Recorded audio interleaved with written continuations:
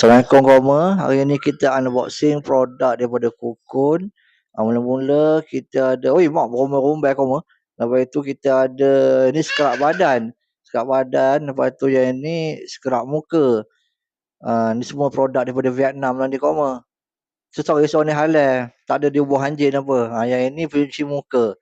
Pencuci muka ni dia buat daripada kunyit dengan halia. Bukan halia. Kunyit dengan carrot. Jangan kau makan pula dengan kunyit dengan carrot. Tak boleh makan kau. Yang ni kita tengok kita buka skrap badan tu. Komak baunya koma merebuk-rebuk. Bau kopi koma. Jangan kau sentai pada roti pula. Sentai pada kulit ya. Sentai pada roti kau makan pula tumpah. Yang ini skrap muka. Sama juga. Dia daripada kopi juga. Dia semuanya veggie. Dia tak ada buat daripada pada binatang risau. Tengok ni sentai kat tekstur dia lembut. Salah takut.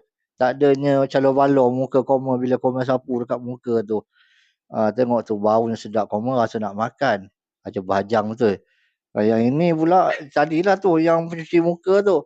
Yang buat daripada kunyit dengan carrot tadi. Memang elok koma. Teman dah pakai dah dalam 3-4 hari.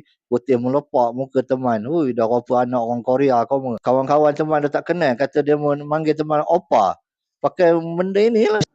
Okey koma. Bolehlah koma beli. Cuba pakai. Jangan kedekut sangat duit tu ya koma ya.